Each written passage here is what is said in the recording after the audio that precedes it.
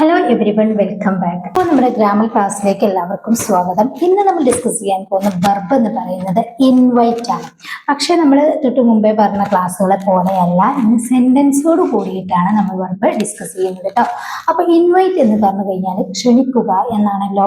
ഇപ്പം ക്ഷണിച്ചു, ക്ഷണിക്കുക, ക്ഷണിക്കുകയാണ് എന്നൊക്കെ പറയാറുണ്ട്. അപ്പം നമ്മളൊരു ഫംഗ്ഷന് വേണ്ടിയിട്ട് അല്ലെങ്കിൽ ഒരു പരിപാടിയിലേക്ക് നമ്മൾ ഒരാളെ വിളിക്കുക എന്ന് പറയുന്നത് അവിടെ ഇൻവൈറ്റ് എന്നാണ് യൂസ് ചെയ്യേണ്ടത്, അവിടെ കോൾ എന്നല്ല യൂസ് ചെയ്യുന്നത്.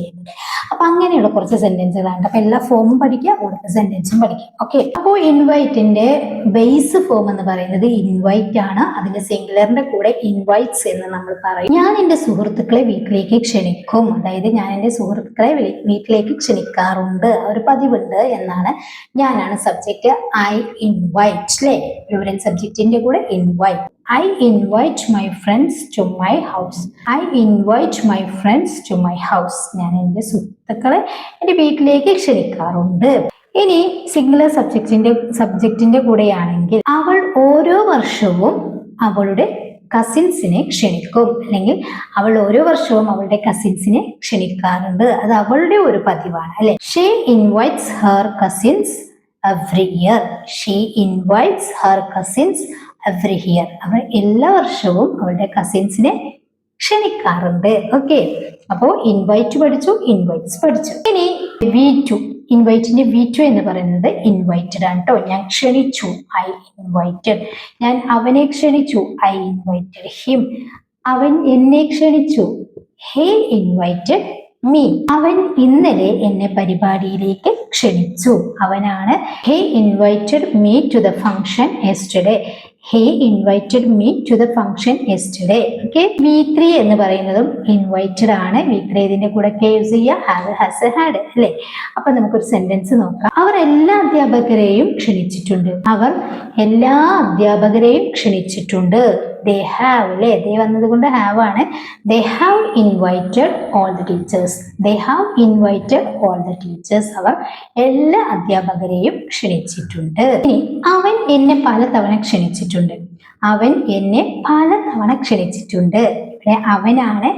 He has invited me many times. He has invited me many times. അവൻ എന്നെ പലതവണ ക്ഷണിച്ചിട്ടുണ്ട്. ഇനി ഹാഡ് യൂസ് ചെയ്ത് പറയുകയാണെങ്കിൽ മീറ്റിംഗ് തുടങ്ങുന്നതിന് മുമ്പ് ഞാൻ അവനെ ക്ഷണിച്ചിരുന്നു. അതായത് മീറ്റിംഗ് തുടങ്ങുന്നതിന് മുമ്പ് ഞാൻ അവനെ ക്ഷണിച്ചിട്ടുണ്ടായിരുന്നു. I had invited him before the meeting started. I had invited him before the meeting started. Meeting തുടങ്ങുന്നതിന് മുമ്പ് ഞാൻ അവനെ ക്ഷണിച്ചിട്ടുണ്ടായിരുന്നു. ഇതിനു വേണ്ടിയിട്ടാണ് ഹാഡ് യൂസ് ചെയ്യുന്നത്. അപ്പൊ ഹാഡ്, ഹാസ്, ഹാവ് ഇതിന്റെ കൂടെ V3 ആയ ഇൻവൈറ്റഡ് യൂസ് ചെയ്യുന്നു. സെന്റൻസോട് കൂടി പഠിച്ചപ്പോൾ ഒന്നും കൂടി ക്ലിയർ ആയല്ലോ. ഓക്കെ, ഞങ്ങൾ ക്ഷണിക്കുകയാണ്, ഞങ്ങൾ അവരെ ക്ഷണിക്കുകയാണ്. We are inviting them. ഞങ്ങൾ അവരെ ക്ഷണിക്കുകയാണ്. ഞാൻ ഇന്ന് എൻ്റെ സുഹൃത്തുക്കളെ ക്ഷണിക്കുകയാണ്. I am inviting my friends today. I am inviting my friends today. ഞാൻ ഇന്ന് എൻ്റെ സുഹൃത്തുക്കളെ ക്ഷണിക്കുകയാണ്. നീ ഈസി യൂസ് ചെയ്യുകയാണെങ്കിൽ അവൾ ഇപ്പോൾ അവളുടെ ക്ലാസ്മേറ്റിനെ ക്ഷണിക്കുകയാണ്. She is inviting her classmate now. She is inviting her classmate now. അവൾ അവളുടെ ക്ലാസ്മേറ്റിനെ ഇപ്പോൾ ക്ഷണിക്കുകയാണ്. ഇനി വാസ് യൂസ് ചെയ്യുന്ന സിറ്റുവേഷൻ ആണെങ്കിൽ നീ എന്നെ വിളിച്ചപ്പോൾ ഞാൻ എൻ്റെ ബന്ധുക്കളെ ക്ഷണിക്കുകയായിരുന്നു. ഐ വാസ് ഇൻവൈറ്റിംഗ്, അവിടെയും ഇൻവൈറ്റിംഗ് ആണ്. I was inviting my relatives when you called. Okay, ഇനി വേറെ യൂസ് ചെയ്യുകയാണെങ്കിൽ ഞങ്ങൾ പരിപാടിക്കായി ആളുകളെ ക്ഷണിക്കുകയായിരുന്നു. ഞങ്ങളാണ് we were inviting people for the function. ഞങ്ങൾ പരിപാടിയിലേക്ക് ആളുകളെ ക്ഷണിക്കുകയായിരുന്നു. അപ്പൊ ഇതുപോലെയാണ് നമ്മൾ ഇൻവൈറ്റ് എന്നുള്ള വെർബ് യൂസ് ചെയ്യേണ്ടത്. അപ്പൊ ഇൻവൈറ്റിന്റെ എല്ലാ ഫോം എന്ന് പറഞ്ഞു കഴിഞ്ഞാൽ ഇൻവൈറ്റ്, ഇൻവൈറ്റ്സ് എവിടെയാണെന്ന് അറിയാലോ.